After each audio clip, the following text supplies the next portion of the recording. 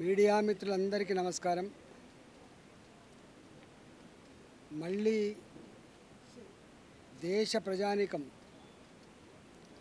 నరేంద్ర మోడీ గారిని మూడవసారి ముచ్చటగా ఎన్నుకోబోతున్న సందర్భంలో భారతీయ జనతా పార్టీ తెలంగాణ రాష్ట్రంలో అత్యధిక సీట్లు గెలుచుకొని ఈ దఫా తెలంగాణ రాష్ట్ర ప్రజానీకం కూడా మోడీ గారికి అండగా నిలవబోతుందని చెప్పి సందర్భం మనం చేస్తాం. రాష్ట్రం ఏర్పడిన తర్వాత 2018లో మొట్టమొదటిసారిగా అన్ని నియోజకవర్గాలకు పోటీ చేయడం జరిగింది. ఆనాడు ఒకే సీటు గెలుచుకున్న భారతీయ జనతా పార్టీ 6.8% ఓట్లు సాధించిన భారతీయ జనతా పార్టీ 4 నెలల కాలంలోనే ఏప్రిల్లో జరిగినటువంటి పార్లమెంట్ ఎన్నికలలో 4 పార్లమెంటు సీట్లు గెలిచి మహబూబ్ నగర్ లాంటి పార్లమెంట్ సీటు కూడా అతి తక్కువ మెజార్టీతో కోల్పోయి ఈ రాష్ట్రంలో ప్రత్యామ్నాయం భారతీయ జనతా పార్టీ మాత్రమే అని చెప్పి ఆనాడు ప్రజలు తీర్పిచ్చారు. ఆ తదనంతరం ఎన్ని ఎన్నికలు జరిగినాయో అన్ని ఎన్నికలలో కూడా ఆనాడు బీఆర్ఎస్ పార్టీకి ప్రత్యామ్నాయ పార్టీ భారతీయ జనతా పార్టీ మాత్రమే అని చెప్పి తెలంగాణ ప్రజలు ప్రూవ్ చేసిండు. దుబ్బాకలో జరిగిన ఎన్నికలు కావచ్చు, ఆ తదుపరి హైదరాబాద్లో జరిగిన జిహెచ్ఎంసీ ఎన్నికలు కావచ్చు, హుజురాబాద్ జరిగినటువంటి బై ఎన్నికలు కావచ్చు, ఎమ్మెల్సీ ఎన్నికలు కావచ్చు, ఎక్కడ ఎన్నికలు జరిగినా కూడా ప్రత్యామ్నాయ పార్టీ భారతీయ జనతా పార్టీ మాత్రమే అని చెప్పి ప్రూవ్ అయింది.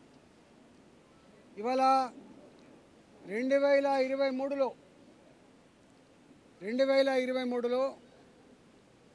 కాంగ్రెస్ పార్టీ భారతీయ జనతా పార్టీ పైన ఎంత విషప్రచారం చేసినప్పటికీ కూడా ప్రింట్ మీడియాలో, ఎలక్ట్రానిక్ మీడియాలో, సోషల్ మీడియాలో వందల కోట్ల రూపాయలు వెచ్చించి ఇవాళ Bharatiya Janata party BRS party ఒకటే అనేటువంటి వాతావరణ కల్పన చేసిన తర్వాత కూడా ఇవాళ తెలంగాణ ప్రజలు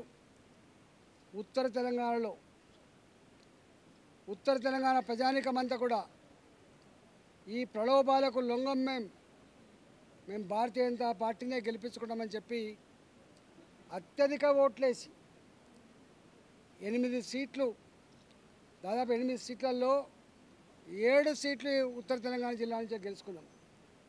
ఒక సీటు మా సాంప్రదాయకమైన సీటు అయినటువంటి హైదరాబాద్లో గెలుచుకున్నాం, గోషామాల్లో.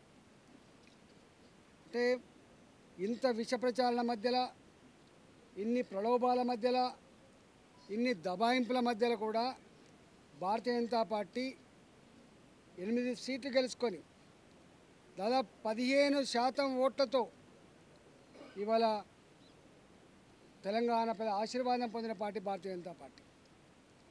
మొన్నటి ఎన్నికల్లో స్పష్టంగా ఎక్కడ ఓటేయడానికి ప్రజలు పోయినప్పటికి కూడా ఈ ఎన్నికలు చిన్న ఎన్నికలట కదా, ఈ ఎన్నికలు రాష్ట్రానికి సంబంధించినట కదా, మళ్ళా వచ్చే ఎన్నికలు పెద్ద ఎన్నికలట కదా, మోడీ గారి ఎన్నికలట కదా, వచ్చేసారి మాత్రం ఏ పార్టీతో సంబంధం లేకుండా ఇవాళ మేము కాంగ్రెస్ పార్టీకి ఓటేస్తుండొచ్చు, ఇవాళ బీఆర్ఎస్ పార్టీకి ఓటేస్తుండొచ్చు, కానీ 2024 ఏప్రిల్ మాసంలో జరిగే ఎన్నికల్లో తప్పకుండా మా అందరి ఓట్లు భారతీయ జనతా పార్టీకి మాత్రమే వేస్తాం, నరేంద్ర మోడీ గారిని మాత్రమే ఆశీర్వదిస్తామని చెప్పి ఘంటాపదంగా చెప్పింది. నిన్న మొన్న ఒక సర్వే రిపోర్ట్ వచ్చింది. 15% ఓట్లు పొందిన భారతీయ జనతా పార్టీ ఇవాళ 27% ఓట్లు వస్తూ ఉన్నాయి వాటికి. అంటే ఈ తక్కువ కాలంలోనే ఎన్నికలు ప్రకటించకముందే, షెడ్యూల్ రాకముందే ఇవాళ 27% ఓట్లు వచ్చినాయని చెప్పి ఇవాళ సర్వే రిపోర్ట్ చెప్తా ఉన్నాయి. ఇవాళ దేశంలో నరేంద్ర మోడీ గారి వాగ్దాటి కోసం నరేంద్ర మోడీ గారు విజిబిలిటీతో ప్రజలు దేశ ప్రజానికమంతా కూడా ఓట్లు వేయట్లే. కశ్మీర్ నుంచి మొదలుపెట్టి కన్యాకుమారి వరకు, అరుణాచల్ ప్రదేశ్ నుంచి మొదలుపెట్టి గుజరాత్ వరకు విభిన్న భాషలు, సంస్కృతులు, సాంప్రదాయాలు కలిగిన ప్రజానికం మామోడి అనుకునే పరిస్థితికి వచ్చింది. ఇవాళ అరుణాచల్ ప్రదేశ్ పైన మామోడి గారు అంటారు, ఇవాళ కన్యాకుమారి పైన మామోడి అంటారు. నాకు తెలిసి స్వతంత్రం వచ్చిన తర్వాత అన్ని వర్గాల ప్రజలకు మా నాయకుడు అని చెప్పి ఇవాళ ప్రజలు ప్రేమిస్తున్న ఏకైక నాయకుడు నరేంద్ర మోడీ గారు. నరేంద్ర మోడీ గారు అనేక సంవత్సరాలుగా పరిష్కారం కాని అనేక సమస్యలు పరిష్కరించి శభాష్ మోడీ అని చెప్పి ఇవాళ కితాబ్ పొందిండు నరేంద్ర మోడీ గారు. వందల సంవత్సరాలుగా పరిష్కారం కాని రామ మందిర సమస్యను ఇవాళ తనకు అధికారం ఉన్నప్పటికీ కూడా కోర్టుల ద్వారా తీర్పు రావాల్సిందే, న్యాయబద్ధంగా అక్కడ టెంపుల్ కట్టవలసిందని చెప్పి సర్వోన్నతమైన న్యాయస్థానం తీర్పు వెలువడి ఇవాళ వందల సంవత్సరాలుగా దేశ ప్రజలు కోరుకుంటున్న రామమందిర నిర్మాణం పూర్తి కాబోతూ ఉంది. అది జనవరి 22 నాడు దాన్ని దేశ ప్రజానీకానికి ఇవాళ అంకితం చేయబోతున్నారు నరేంద్ర మోడీ గారు. రెండవది, ఒకే దేశం ఒకే చట్టం రథయాత్రలు చేసినాం, ఆనాటి ప్రభుత్వాలు పట్టించుకోలే. జమ్మూ కాశ్మీర్ ఒకప్పుడు లాల్ చౌక్లో జెండా ఎగిరేయాలంటే రక్తం దారబోయవలసినటువంటి సాంప్రదాయం ఉండే. ఇవాళ అలాంటి జమ్మూ అండ్ కాశ్మీర్లో 370 ఆర్టికల్ రద్దు చేసి జమ్మూ కాశ్మీర్లో ఒకే చట్టం అమల్లో ఉంటుందని చెప్పి, భారతదేశ రాజ్యాంగమే చట్టమే అమలు జరుగుతుందని చెప్పి పరిష్కరించినటువంటి మహనీయుడు నరేంద్ర మోడీ గారు. దాన్ని అత్యున్నతమైనటువంటి న్యాయస్థానం, సర్వోన్నత న్యాయస్థానం మొన్ననే దానికి ఎండార్ట్ చేసిన విషయం మీరు చూస్తూ ఉన్నారు. ఖలిస్తాన్ ఉద్యమాలు, నార్త్ ఈస్ట్ స్టేట్స్లో వేర్పాటు ఉద్యమాలు జరిగినాయి.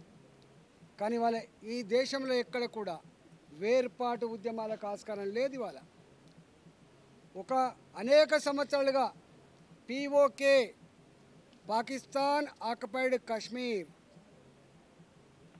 మొట్టమొదటిసారిగా పార్లమెంట్లో ఆ ప్రజానీకానికి కూడా ఈ దేశంలో భాగం కావడానికి, ఓటు హక్కు వినియోగించుకోవడానికి ఇవాళ పార్లమెంట్లో బాజాప్తా 25 స్థానాలు కేటాయించినటువంటి ప్రభుత్వం నరేంద్ర మోడీ గారి ప్రభుత్వం. ఇవాళ బలూచిస్తాన్ లాంటి ప్రాంత ప్రజలు మాకు ఈ పాకిస్తాన్లో రక్షణ లేదు, ఎదుగుదల లేదు, భారతదేశాన్ని చూసి మేము గర్వపడుతున్నామని చెప్పి బలూచిస్తాన్లో కూడా ఇవాళ భారతదేశంలో కలవాలనేటువంటి ఉద్యమాలు జరుగుతున్న తీరు చూస్తూ ఉంటే ఇవాళ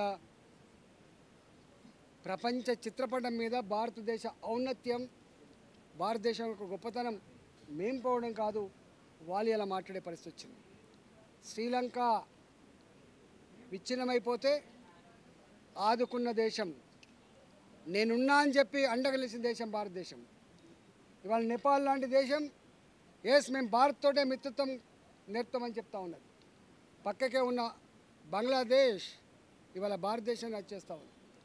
అన్నిటికంటే ముఖ్యంగా ఒకనాడు భారతదేశం అంటే ఇది థర్డ్ వరల్డ్ కంట్రీ, పేద కంట్రీ అని చెప్పి మనం ఆత్మీయత భావంతో బతికేవాళ్ళం. కానీ వాళ్ళ ఒకప్పుడు మన president of India Abdul Kalam అమెరికాకు పోతే బూట్లు ఇడిచి ఇలా చెక్ చేసే సందర్భాలు చూసినాం మనం. ఒకనాడు భారతదేశ పరిస్థితి గది. కానీ వాళ్ళ అదే నరేంద్ర మోడీ గారి నాయకత్వంలో ఇవాళ అమెరికాకు పోయినా, యూరోప్ పోయినా, గల్ఫ్కు పోయినా ఇవాళ నరేంద్ర మోడీ గారి యొక్క గౌరవాన్ని చూస్తూ ఉంటే ప్రెసిడెంట్ ఆఫ్ అమెరికాతో కూడా భుజం మీద చేయి వేలిగేటువంటి సత్తా సంతరించుకున్న దేశం భారతదేశం. అది నరేంద్ర మోడీ గారి నాయకత్వంలో వచ్చింది. ఇట్లా దేశాల ప్రధానమంత్రులే నరేంద్ర మోడీ గారికి నమస్కరించి మీరు గొప్ప చేస్తున్నారని చెప్పి మాట్లాడుతున్నప్పుడు భారత జాతి పులకించిపోతూ ఉంది. అన్నిటికంటే ముఖ్యంగా ఇవాళ ప్రపంచంలో ప్రపంచంలోనే strongest man, iron man in world అంటే ఇలా నరేంద్ర మోడీ అని చెప్పే పరిస్థితి వచ్చింది. ఇవాళ అంతేకాదు, ఈ దేశంలో కరోనా వచ్చినప్పుడు చాలామంది చాలా రకాలు మాట్లాడింది. చైనా కాబట్టి కంట్రోల్ చేయగలిగింది, అమెరికా కాబట్టి తట్టుకోగలుగుతూ ఉంది, ఇక్కడ ఐసీయూలు లేవు, ఆక్సిజన్ లేదు, డాక్టర్లు లేరు, హాస్పిటల్ చక్కగా లేవని చెప్తున్నప్పుడు ఆ కరోనా కష్టకాలంలో 140 కోట్ల జనాభా కలిగిన భారతదేశంలో ధైర్యాన్ని ఇచ్చిన వ్యక్తి నరేంద్ర మోడీ గారు. దీనికి మందు లేదు, దీనికి వ్యాక్సిన్ రాలేదని ధైర్యాన్ని ఇచ్చి కాపాడుకున్న దేశం, కాపాడుకున్న వ్యక్తి నరేంద్ర మోడీ గారు. అదే ఇరాన్ ప్రధానమంత్రి ఏడ్చిండు, అదే లండన్ ప్రధానమంత్రి దేవుని మీద భారం వేసి మొక్కిండు, దేవుడా అని కాపాడమని చెప్పిండు. కానీ నరేంద్ర మోడీ గారు మాత్రం 140 కోట్ల ప్రజానీకానికి నేనున్నానటువంటి ధైర్యం ఇచ్చిండు. ఆకలికి అలమటించకుండా ప్రతి వ్యక్తికి 5 కిలోల బియ్యం ఇచ్చి ఇవాటికి కూడా ఇవ్వడమే కాకుండా 2028 వరకు కూడా ఈ స్కీమ్ కొనసాగుతుందని చెప్పి బియ్యాన్ని అందిస్తున్న వ్యక్తి నరేంద్ర మోడీ గారు. 2014లో మన ఆర్థిక వ్యవస్థ 11వ స్థానం ఉండేది. అలాంటి దేశం ఇవాళ 5వ స్థానంలో నిలబడింది భారతదేశం. రేపు 3వ స్థానం కోసం పోటీ పడుతున్నది భారతదేశం. ఇవాళ రైల్వే వ్యవస్థ, నేషనల్ హైవేస్ వ్యవస్థ, ఇన్ఫ్రాస్ట్రక్చర్ వ్యవస్థ, ఒక్క మాటలో చెప్పాలంటే ఇవాళ అభివృద్ధిలో ప్రపంచంకి పోటీ పడుతున్న, ప్రపంచంలోనే అన్ని దేశాలతో పోటీ పడుతున్న దేశం ఇలా భారతదేశంగా ఎదుగుతూ ఉంది. 10 సంవత్సరాల మోడీ గారి పాలనలో ఇవన్నీ సాధ్యమైంది. కాబట్టి రేపు రాబోయే ఎన్నికల్లో మళ్ళీ మోడీ గారిని గెలిపించుకొని ఈ అభివృద్ధిని, మన యొక్క ఆత్మగౌరవాన్ని నిలుపుకునే చారిత్రక సన్నివేశంలో, చారిత్రక సందర్భంలో రేపు జరిగే ఎన్నికల్లో తెలంగాణ ప్రజానీకానికి కూడా మేము వినమ్రంగా విజ్ఞప్తి చేస్తూ ఉన్నాం. ఇవాళ ఒక్క స్కామ్ లేకుండా ఒక్క మంత్రి కూడా కింద తప్పు లేకుండా ఉండే మొట్టమొదటి గవర్నమెంట్ కావచ్చు. కోల్ స్కామ్ల గురించి విన్నాం మనం, 2G స్పెక్ట్రమ్ స్కామ్ల గురించి విన్నాం మనం, ఎందెందు వెతికినా అందందే స్కాములు ఉన్నాయి. కానీ స్కాములు లేకుండా ఎక్కడ కూడా ట్రాన్స్పరెంట్గా మోడీ గారు ఎట్లా పనిచేస్తున్నారో మంత్రివర్గం కూడా అట్లే పనిచేసి ఇవాళ భారత ప్రజల మన్ననలు పొందడమే కాకుండా, భారత ప్రజానీకానికి విశ్వాసం నింపడమే కాకుండా రాబోయే కాలంలో కూడా ఇదే ప్రభుత్వం ఉండాలని చెప్పి సంకల్పం ఇవాళ కనపడుతున్న సందర్భంలో తెలంగాణ ప్రజలు రేపు రాబోయే ఎన్నికల్లో సంపూర్ణంగా 17 సీట్లలో ఇవాళ మనం చూసిన మొట్టమొదటిసారిగా ఓల్డ్ సిటీలో కూడా నాంపల్లిలో పోటీ పడ్డది భారతీయ జనతా పార్టీ, యాకత్పురలో పోటీ పడ్డది భారతీయ జనతా పార్టీ, చార్మినార్లో పోటీ పడ్డది భారతీయ జనతా పార్టీ. ఇవాళ 16 సీట్లు కాదు, వేరే పార్టీ చెప్పిన 16 సీట్లు కాదు, రేపు 17 సీట్లలో భారతీయ జనతా పార్టీ ఫైట్ చేస్తుంది, తన సత్తా చాటుతుంది, నరేంద్ర మోడీ గారికి అండగా నిలుస్తుందని చెప్పి ఈ సందర్భంగా మేము తెలియజేస్తా ఉన్నాం. తెలంగాణ ప్రజానీకం కూడా కులాలతో, మతాలతో సంబంధం లేకుండా మనం మోడీ గారిని నిండు మనసుతో ఆశీర్వదించమని చెప్పి భారతీయ జనతా పార్టీ ఈరోజు మా సమావేశంలో తీర్మానం ఆమోదించింది. కాబట్టి మీరందరూ కూడా మద్దతు ఇవ్వాలని చెప్పి, ఆశీర్వదించాలని చెప్పి కోరుకుంటున్నాం.